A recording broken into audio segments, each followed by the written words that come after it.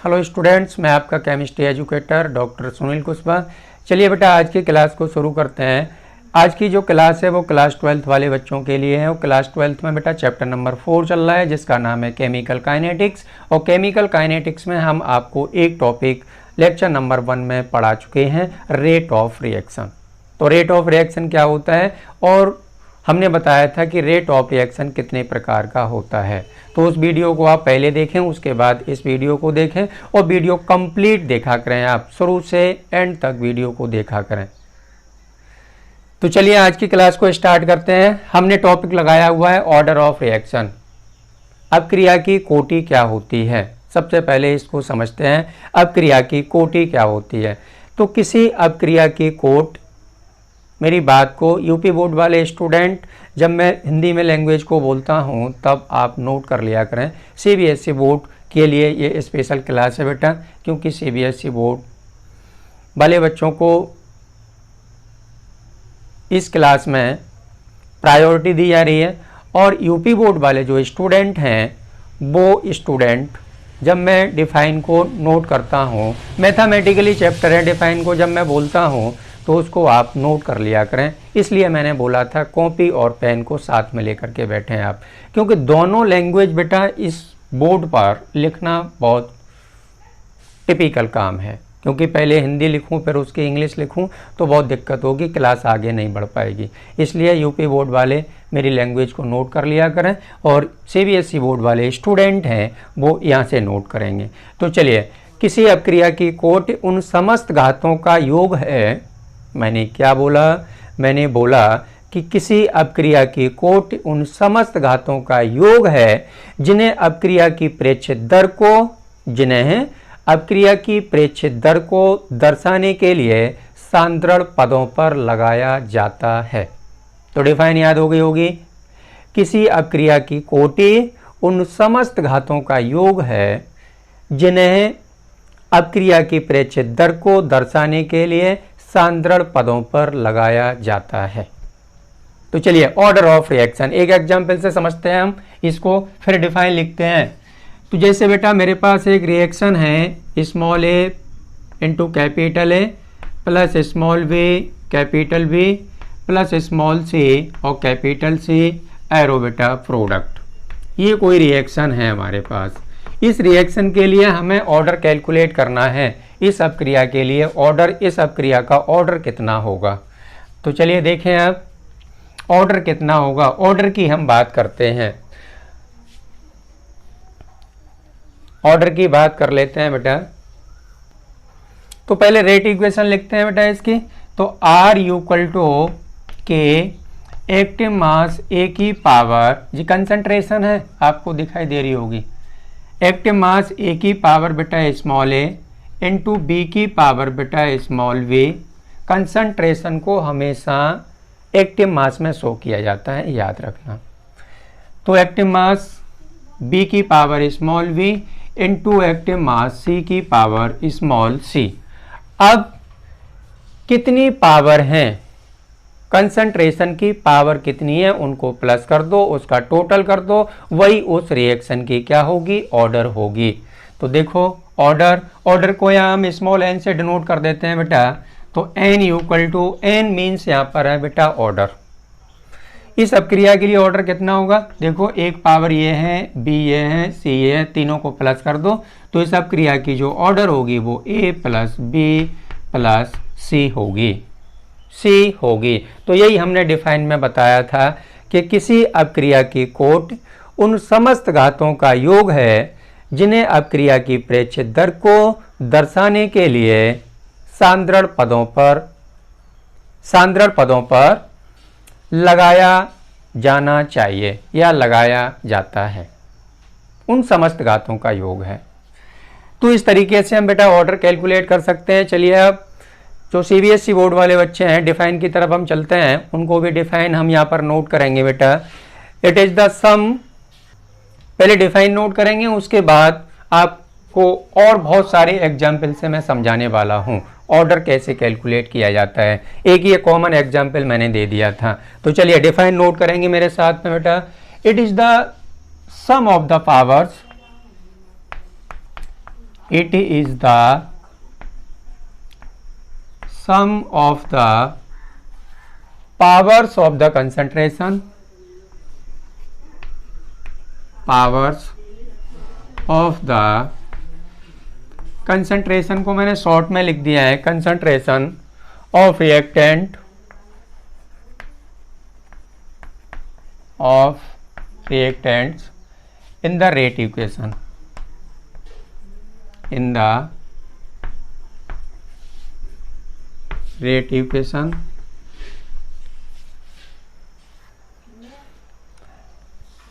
तो हमने डिफाइन को बेटा नोट कर दिया है, आप इसको नोट कर सकते हैं। हमने लिखा हुआ है it is the sum of the power of the concentration of reactant in the rate equation. Rate, किसी भी रेट इक्वेशन में कंसंट्रेशन की पावर का जो टोटल होता है, मैंने क्या बोला, मैंने बोला कि किसी भी रेट इक्वेशन में कंसंट्रेशन की पावर का जो टोटल होता है, जो योग होता है, उसको हम कहते हैं ऑर्डर ऑफ रिएक्शन, यानी उस रिएक्शन की ऑर्डर कहते हैं। तो हम यहाँ पर एक एग्जांपल लेते हैं बेटा, small A capital A plus small B capital B plus small C capital C, arrow बेटा प्रोडक्ट, एरो प्रोडक्ट, इसको बोलते हैं मोल। जो ए है इसको हम कहते हैं मोल और इसको कहते हैं concentration, concentration according to law of mass action, according to law of mass action,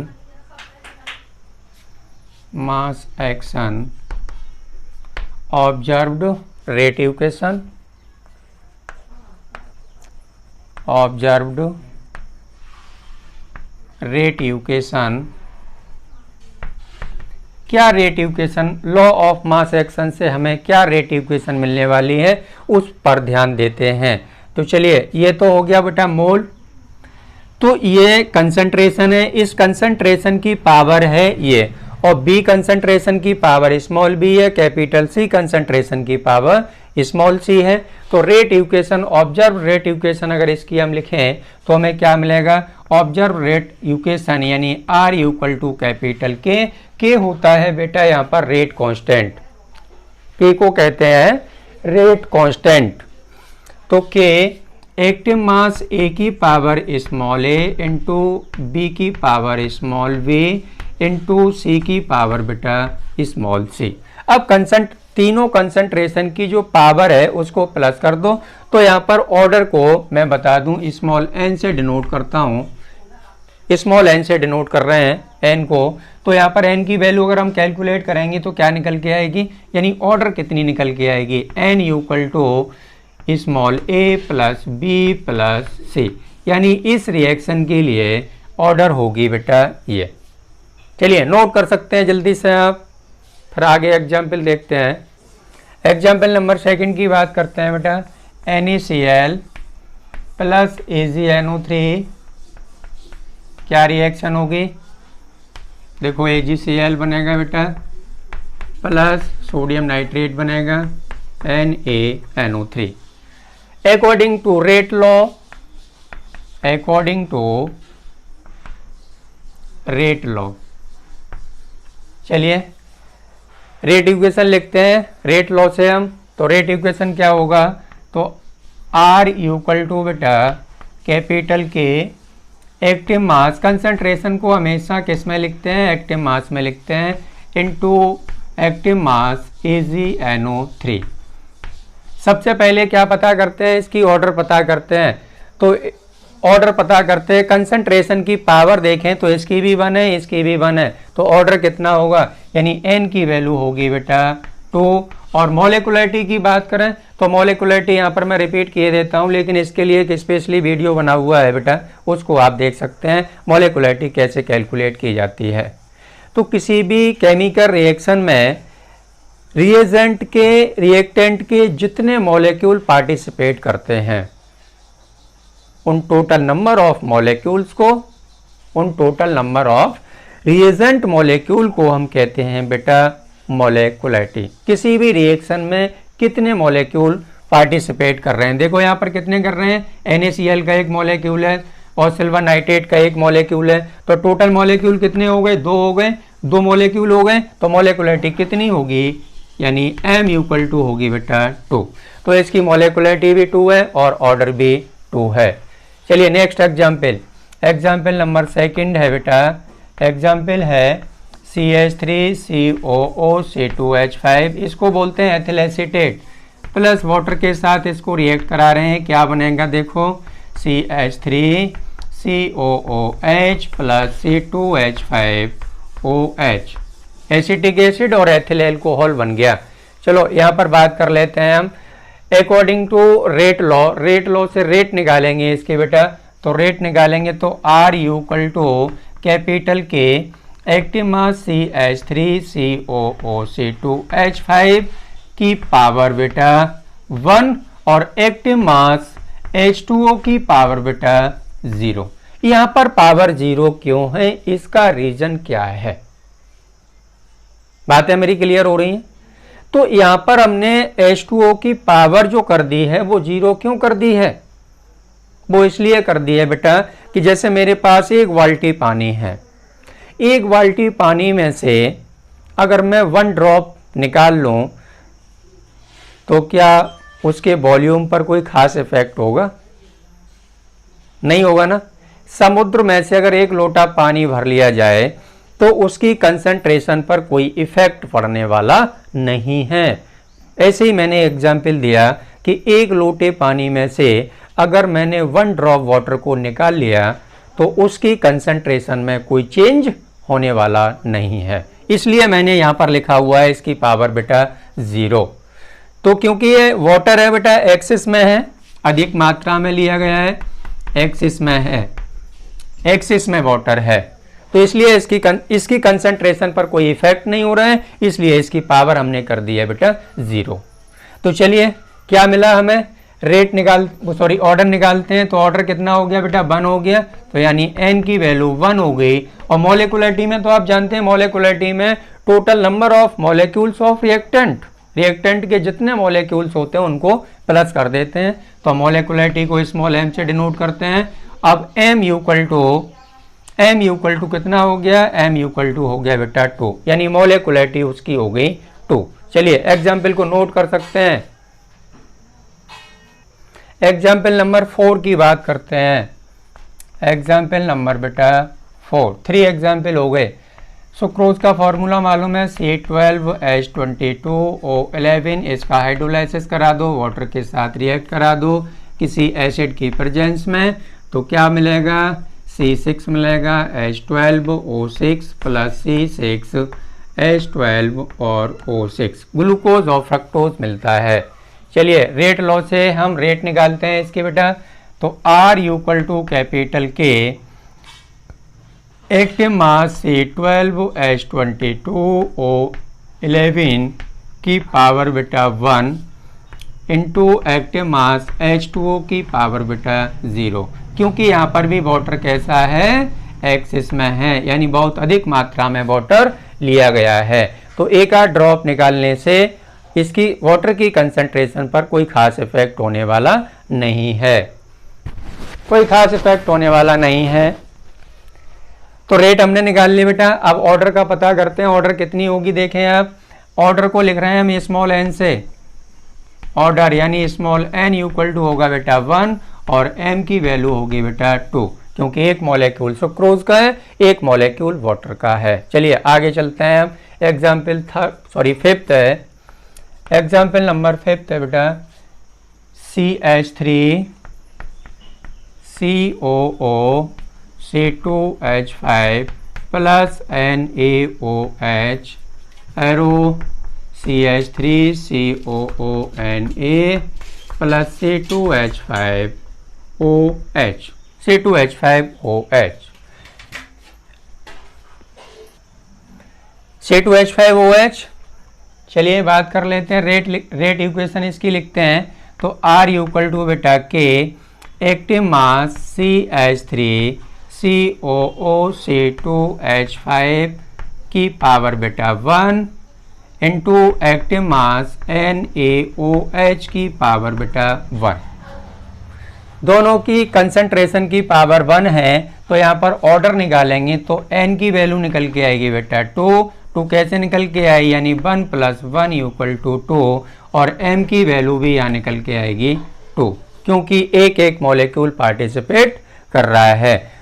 तो ये एग्जाम्पल थे ऑर्डर ऑफ रिएक्शन के, आप नोट कर सकते हैं। एनसीईआरटी बुक में एक क्वेश्चन दिया हुआ है बेटा, एनसीईआरटी बुक में एक क्वेश्चन दिया हुआ है, for a reaction A + B, for a reaction, इसको नोट कर लो फटाफट, इरेज करते हैं फिर, हो गया ना।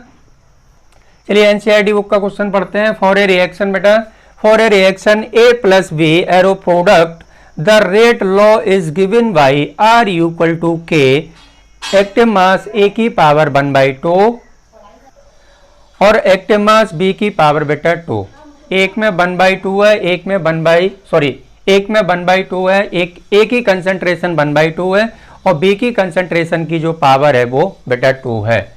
तो यहाँ पर देखो रेट इक्वेशन दे रखा है उन्होंने, रेट इक्वेशन दे रखा है, यानी R = K active mass A की पावर 1/2 इंटू एक्टिव मास B की पावर बेटा 2। इस रेट इक्वेशन से हमें इसका ऑर्डर पता करना है कि इसका ऑर्डर कितना होगा, यानी n की वैल्यू कितनी होगी। तो n पता कर लेते हैं। क्वेश्चन है बेटा, ये एनसीईआरटी बुक का क्वेश्चन है, मैं आपको बता दूं, एनसीईआरटी बुक में क्वेश्चन दिया हुआ है, उसमें रेट इक्वेशन भी दे रखा है। तो n की वैल्यू यहाँ पर होगी बेटा, तो n = बेटा 1/2 + 2, दोनों पावर को हमें प्लस करना है। तो कितना हो गया, 2 दूनी 4 और 1 5, यानी 4 + 1 अपॉन बेटा कितना हुआ 2, तो = 5/2, यानी कितना आया ऑर्डर 2.5, यानी इस रेट इक्वेशन के लिए ऑर्डर आया है बेटा 2.5। चलिए नोट कर लें आप। चलिए unit of rate constant, unit of rate constant, rate constant की बेटा यूनिट हम फाइंड करना बताते हैं आपको। यूनिट ऑफ रेट कांस्टेंट, ये हेडिंग लगा सकते हैं। चलिए लगा लोगे, यूनिट ऑफ रेट कांस्टेंट। देखो बेटा, rate = K active mass A की पावर x इंटू बेटा B की पावर y, ये कंसंट्रेशन की पावर है x और y। इसको हम बोलते हैं K को बेटा रेट कांस्टेंट, रेट कांस्टेंट, जिसकी हमें यूनिट का पता करना है। तो इसकी रेट हमें, इसकी जो यूनिट है वो हमें कैलकुलेट करनी है। तो इसको देखो कैसे लिखेंगे, यानी K = rate upon active mass A की पावर बेटा x। अब सभी बच्चों को मालूम है कि जो कंसंट्रेशन होता है उसको हम मोलरिटी कहते हैं, कंसंट्रेशन को मोलरिटी कहते हैं। और मोलरिटी की यूनिट क्या होती है, बोलो। कंसंट्रेशन को हम कहते हैं बेटा मोलरिटी, और मोलरिटी की यूनिट होती है मोल पर लीटर या मोल लीटर इनवर्स। अब रेट की यूनिट हमने लेक्चर नंबर 1 में बताया था निकालना आपको। तो रेट की जो यूनिट होती है बेटा वो होती है मोल लीटर इनवर्स, यानी मोल लीटर इनवर्स और सेकंड इनवर्स अपॉन, अब कंसंट्रेशन की यूनिट जो मोलरिटी की यूनिट होती है वो कंसंट्रेशन की होती है, तो मोल लीटर इनवर्स। बेटा मोल लीटर इनवर्स से मोल लीटर इनवर्स कैंसिल हो गया, क्या बचा, बचा बेटा सेकंड इनवर्स। तो इस रेट इक्वेशन के लिए इस रेट इक्वेशन के लिए बेटा रेट कांस्टेंट K की यूनिट होगी सेकंड इनवर्स, सेकंड इनवर्स। अब बात कर लेते हैं बेटा जीरो ऑर्डर रिएक्शन के लिए, जीरो ऑर्डर रिएक्शन के लिए। तो जीरो ऑर्डर की हम बात करें, ये तो बेटा हो गया फर्स्ट ऑर्डर के लिए। मैं बता दूं आपको, फर्स्ट ऑर्डर रिएक्शन के लिए जो रेट कांस्टेंट है उसकी यूनिट हो गई सेकंड इनवर्स। अब जीरो के लिए बात कर लेते हैं, जीरो ऑर्डर रिएक्शन के लिए। तो इसको फर्स्ट नंबर, इसको second number, zero order reaction, यानी इस जीरो ऑर्डर रिएक्शन में जो x की वैल्यू होगी वो कितनी होगी, जीरो होगी, x की वैल्यू जीरो होगी। तो देखो k equal to rate upon क्या, rate upon active mass a की पावर जीरो। यहाँ पर हमने x की जगह पे 1 लगा दिया था फर्स्ट ऑर्डर ऑफ रिएक्शन में, और जीरो वाली में हमने इसकी कंसंट्रेशन की पावर कर दी है जीरो। तो चलिए इसकी यूनिट लिखते हैं। रेट की यूनिट सही बच्चों को पता है क्या होती है, मोल लीटर इनवर्स और सेकंड इनवर्स होती है, डिवाइडेड बाय मोल कंसंट्रेशन की यूनिट क्या है, मोल लीटर इनवर्स, और इसकी पावर क्या है, जीरो। तो बेटा ये तो जीरो हो गया, क्या बचा, यानी बचा मोल लीटर इनवर्स और सेकंड इनवर्स। यानी जीरो ऑर्डर रिएक्शन के लिए जो रेट कांस्टेंट के होता है उसकी यूनिट बेटा होती है mole litre inverse second inverse. यानी एमसीक्यू क्वेश्चन के लिए सीबीएसई बोर्ड एग्जाम में, 12th के एग्जाम में एमसीक्यू क्वेश्चन में अधिकांशतः इस टाइप के क्वेश्चन पूछे जाते हैं। चलिए नोट कर सकते हैं आप। सेकंड ऑर्डर की बात कर लेते हैं, इसको नोट कर लें आप। चलिए सेकंड ऑर्डर रिएक्शन के लिए देखते हैं बेटा। सेकंड ऑर्डर रिएक्शन के लिए बेटा जो x की वैल्यू होगी बेटा वो 2 होगी। सेकंड ऑर्डर में जो n की वैल्यू होगी बेटा, यानी ऑर्डर होगा उसका वो 2 होगा। तो x हमने इक्वल टू लिख दिया है 2। अब फॉर्मूला लगाते हैं, k इक्वल टू बेटा रेट डिवाइडेड बाई क्या, a की पावर 2, a की पावर 2। अब रेट की यूनिट क्या होती है बेटा, रेट की यूनिट होती है मोल लीटर इनवर्स और second inverse, divided by concentration की यूनिट क्या होती है, मोल लीटर माइनस 2। तो मोल पर लीटर यूनिट होती है, स्क्वायर लगा हुआ है तो मैंने मोल स्क्वायर कर दिया है, लीटर स्क्वायर कर दिया है ना, मोल स्क्वायर कर दिया है और लीटर स्क्वायर कर दिया है। तो इनटू में लिखा है तो -2 होगा यहाँ पर, क्योंकि बेटा मोल पर लीटर होती है, तो मोल स्क्वायर और लीटर -2। तो देखो बेटा एक मोल से बेटा एक मोल कैंसिल हो जाएगा। अब ये मोल ऊपर पहुँचेगा तो इन्वर्स में हो जाएगा, बोलो हो जाएगा। तो पहले लिख लेते हैं मोल इन्वर्स। अब देखो एक लीटर से एक लीटर कैंसिल हो रहा है, एक लीटर से एक लीटर कैंसिल हो रहा है, तो ये ऊपर पहुँचेगा तो पॉजिटिव हो जाएगा, यानी मोल लीटर। अब सेकंड इनवर्स, यानी सेकंड ऑर्डर रिएक्शन के लिए जो रेट कांस्टेंट के होता है उसकी यूनिट होती है mole inverse litre second inverse. चलिए अब ये टॉपिक खत्म हो चुका है, यानी समाप्त हो गया है ऑर्डर ऑफ रिएक्शन। अब हम बात करते हैं बेटा आगे लगे हाथ, हम यहाँ पर एक बात और कर लेते हैं मॉलिक्युलरिटी की। कुछ काफ़ी ज़्यादा परेशान हैं तो मॉलिक्युलरिटी की ही बात कर लेते हैं, फिर हम आपको बताएंगे types of order of reaction. यानी ऑर्डर ऑफ रिएक्शन कितने टाइप के होते हैं। आपके सिलेबस में केवल 2 टाइप पढ़ने हैं, जीरो ऑर्डर रिएक्शन और फर्स्ट ऑर्डर ऑफ रिएक्शन। तो जीरो ऑर्डर रिएक्शन पढ़नी है आपको, फर्स्ट ऑर्डर पढ़नी है, लेकिन सेकंड ऑर्डर और थर्ड ऑर्डर आपके एनसीईआरटी सिलेबस में नहीं है, सीबीएसई बोर्ड के सिलेबस में नहीं है, तो उनको आपको नहीं पढ़ना है। चलिए इसको नोट कर लें। अब बात कर लेते हैं बेटा मॉलिक्युलरिटी, आणविकता। मॉलिक्युलरिटी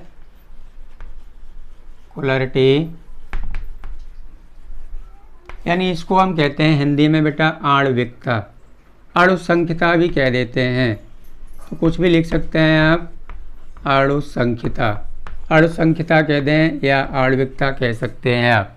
तो क्या होती है आणविकता, किसी रासायनिक क्रिया में भाग लेने वाले, किसी रासायनिक क्रिया में या किसी केमिकल रिएक्शन में भाग लेने वाले कुल अभिकारक अणुओं की संख्या को, याद हो गई ना, सभी बच्चों को याद होना चाहिए। बहुत सिंपल डिफाइन बता रहा हूं मैं आपको, किसी रासायनिक अपक्रिया में भाग लेने वाले कुल अभिकारक अणुओं की संख्या को उस अपक्रिया की आणविकता, अणुसंख्यता या मॉलिक्युलरिटी कहते हैं। तो डिफाइन क्लियर हो गई होगी, किसी रासायनिक अपक्रिया में भाग लेने वाले कुल अभिकारक अणुओं की संख्या को उस अपक्रिया की आणविकता कहते हैं, मॉलिक्युलरिटी कहते हैं। तो बेटा मैं बता दूं आपको, कि जो मॉलिक्युलरिटी होती है वो थ्योरेटिकल कॉन्सेप्ट होता है, यानी एक सैद्धांतिक वैल्यू होती है, एक सैद्धांतिक मान होता है। मॉलिक्युलरिटी होती है वो एक कॉन्सेप्ट थ्योरेटिकल कॉन्सेप्ट होता है, सैद्धांतिक मान होता है। और आणविकता होती है बेटा, या मॉलिक्युलरिटी होती है वो एक पूर्ण संख्या होती है। आणविकता एक पूर्ण संख्या होती है। आणविकता का निर्धारण आणविकता का निर्धारण बेटा क्रियाविधि के तीव्र या मंद पद से नहीं किया जा सकता है। आणविकता का निर्धारण या मॉलिक्युलरिटी का निर्धारण क्रियाविधि के मंद या तीव्र पद से नहीं किया जाता है। तो सबसे पहले हम डिफाइन लिखते हैं, the molecularity of a reaction, the मॉलिक्युलरिटी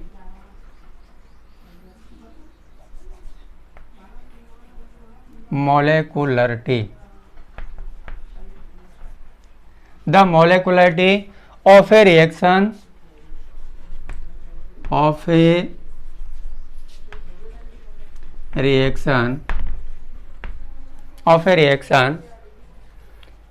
is the number of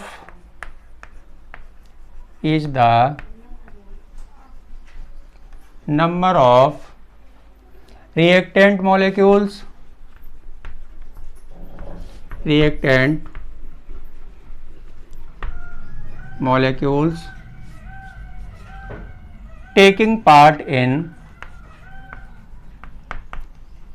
taking part in a single step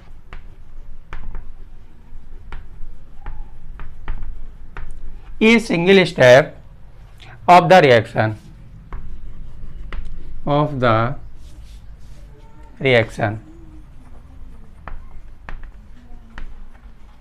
single step of the reaction. यहाँ पर एक बात और बता देता हूँ मैं बेटा कि जो मॉलिक्युलरिटी होती है वो हमेशा एलिमेंट्री रिएक्शन की होती है। मॉलिक्युलरिटी जो होती है वो हमेशा एलिमेंट्री रिएक्शन की होती है और मॉलिक्युलरिटी 3 से अधिक नहीं होती है। अगर 3 से अधिक मॉलिक्युलरिटी किसी भी रिएक्शन की है तो वो एलिमेंट्री रिएक्शन नहीं है बल्कि कॉम्प्लेक्स रिएक्शन होगी। तो मैंने क्या बोला? मैंने बोला बेटा कि मॉलिक्युलरिटी हमेशा एलिमेंट्री रिएक्शन की होती है। मॉलिक्युलरिटी हमेशा एलिमेंट्री रिएक्शन की होती है और 3 से अधिक नहीं होती है। तो बात को पकड़ लो, मॉलिक्युलरिटी एलिमेंट्री रिएक्शन की होगी और 3 से अधिक नहीं होगी।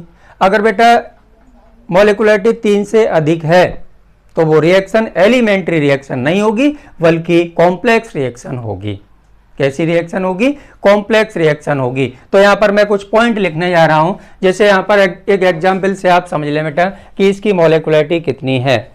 मॉलिक्युलरिटी देखिए आप 2Fe एग्जाम्पल की बात करते हैं। यहाँ पर 2FeCl3 प्लस SnCl2 एरो क्या बनेगा? बनेगा 2FeCl2 प्लस SnCl4। इसके कितने मॉलिक्यूल हैं? देखो इसके 2 मॉलिक्यूल हैं, इसका बेटा 1 मॉलिक्यूल है। तो मॉलिक्युलरिटी कितनी होगी? यानी m की वैल्यू होगी 2 + 1 = बेटा 3। मॉलिक्युलरिटी कितनी होगी? 3। इस रिएक्शन की जो मॉलिक्युलरिटी होगी वो 3 होगी। और जिस रिएक्शन में बेटा मॉलिक्युलरिटी 1 होती है उसको यूनिमॉलिक्युलर रिएक्शन कहते हैं। मैंने क्या बोला? जिस रिएक्शन की मॉलिक्युलरिटी 1 होती है उसको हम यूनिमॉलिक्युलर रिएक्शन कहते हैं। जिसकी मॉलिक्युलरिटी 2 निकल के आती है उसको बाईमॉलिक्युलर रिएक्शन कहते हैं। जिसकी मॉलिक्युलरिटी 3 होती है उसको हम ट्राईमॉलिक्युलर रिएक्शन कहते हैं। तो देखें आप, बाईमॉलिक्युलर यानी जिसकी मॉलिक्युलरिटी 1 है उसको हम यूनिमॉलिक्युलर रिएक्शन कहेंगे। जिस रिएक्शन की मॉलिक्युलरिटी 2 है उसको बाईमॉलिक्युलर रिएक्शन कहेंगे और जिसकी मॉलिक्युलरिटी 3 है उसको हम ट्राईमॉलिक्युलर रिएक्शन कहते हैं। चलिए कुछ पॉइंट यहाँ पर लिख रहा हूँ मैं, अब कुछ पॉइंट लिख रहा हूँ, इनको आप नोट कर लेंगे। ये एग्जाम्पल इरेज कर देता हूँ मैं ना, इसको आप स्क्रीनशॉट ले सकते हैं। चलिए कुछ मेन पॉइंट लिखने जा रहा हूँ मॉलिक्युलरिटी से रिलेटेड। यानी ये अगर हमें पॉइंट बेटा पता हो तो एक टॉपिक आता है, क्वेश्चन आता है, difference between the order of reaction and molecularity of reaction. किसी अभिक्रिया की आणविकता और उसकी कोट में क्या अंतर होता है। बहुत इंपॉर्टेंट, मोस्ट इंपॉर्टेंट क्वेश्चन है। किसी अभिक्रिया की आणविकता और कूट में क्या अंतर होता है।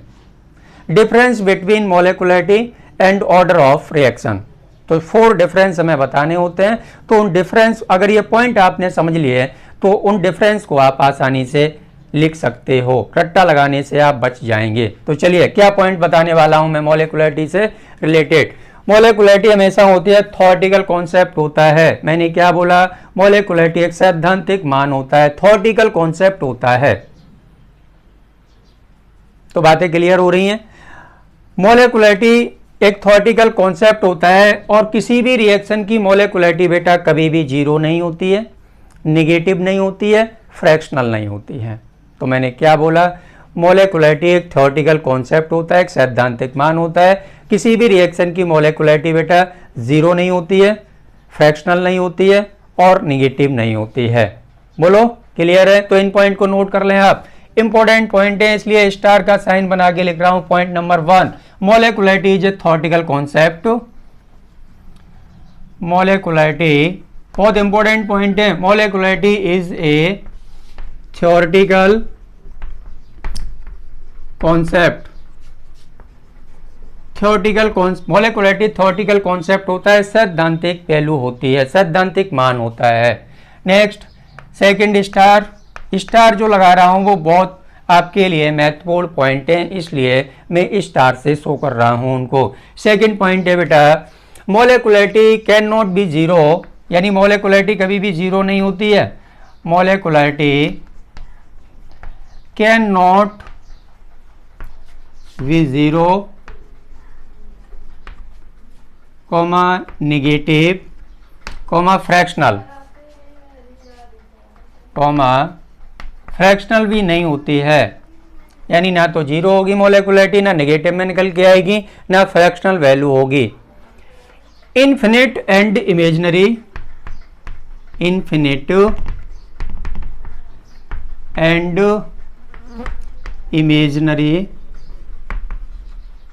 इमेजिनरी। तो सेकंड पॉइंट हो गया बेटा। थर्ड पॉइंट क्या है, molecularity can not be greater. Third point काफी इंपॉर्टेंट है, अभी मैंने बताया था कि मोलिकुलरिटी 3 से ज्यादा नहीं होती है। अगर 3 से ज्यादा मोलिकुलरिटी किसी रिएक्शन की है तो बेटा वो कॉम्प्लेक्स रिएक्शन होगी, एलिमेंट्री रिएक्शन नहीं होगी। 2 बातें याद रखना, एलिमेंट्री रिएक्शन की जो मोलिकुलरिटी होगी वो 3 से ज़्यादा नहीं होगी, अगर 3 से ज़्यादा है तो वो कॉम्प्लेक्स रिएक्शन की होगी। चलिए थर्ड स्टार है बेटा, थर्ड पॉइंट है, स्टार का मतलब पॉइंट है ये। Molecularity can not be greater, molecularity can not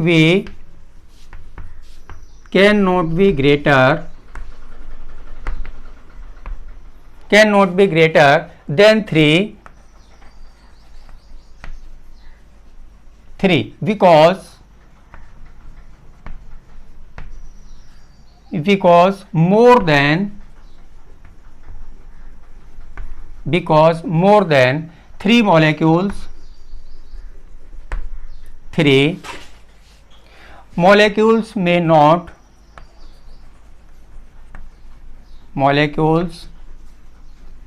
may not mutually collide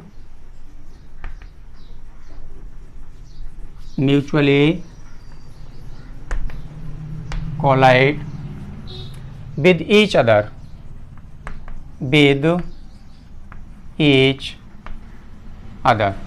चलिए इन पॉइंट को नोट कर लें आप, काफी इंपॉर्टेंट है। मैंने क्या बोला, थ्योरेटिकल कॉन्सेप्ट होता है, अंडरलाइन कर लें आप। कभी भी मोलिकुलरिटी जीरो नहीं होती है, निगेटिव नहीं होगी, फ्रैक्शनल वैल्यू नहीं होगी। थर्ड पॉइंट में लिखा हुआ है molecularity can not be greater than 3 से ज्यादा नहीं होती है, कभी भी 3 से ज्यादा नहीं होती है, और 3 से ज्यादा होगी तो बेटा वो कॉम्प्लेक्स रिएक्शन की होगी। चलिए नोट कर लें, फिर एग्जाम्पल की बात करते हैं। बहुत सारे एग्जाम्पल बताने वाले हैं मोलिकुलरिटी के, नोट कर लें जल्दी से। चलिए एग्जाम्पल की बात कर लेते हैं बेटा। मोलिकुलरिटी के एग्जाम्पल कुछ बता रहे हैं हम आपको। NH4NO2 ammonium nitride, N2 + 3H2 N2 plus 3H2। देखो इसकी मोलिकुलरिटी कितनी है, M की वैल्यू है बेटा यहाँ पर 1, यानी M को कह रहे हैं यहाँ पर मोलिकुलरिटी, याद रखना मोलिकुलरिटी।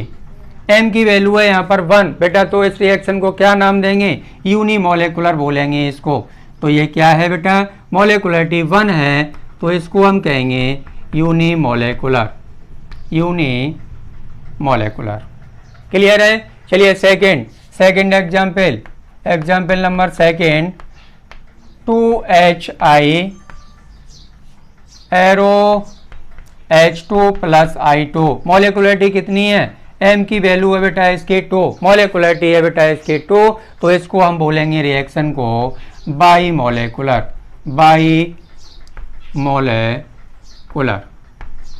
थर्ड एग्जाम्पल है 2SO2, example number 3, 2SO2 plus O2 arrow 2SO3। देखो इसकी मोलिकुलरिटी का पता करते हैं कितनी है, 2 इसकी 1 इसकी, टोटल कितना हुआ 2 प्लस 1 3, यानी M की वैल्यू यहाँ निकल के आई 3, तो इसको बोलेंगे ट्राई मोलिकुलर। इसको बोलेंगे बेटा ट्राई मोलिकुलर। चलिए नोट कर लें आप, जल्दी से नोट कर लें। कंप्लीट हो गया टॉपिक मोलिकुलरिटी।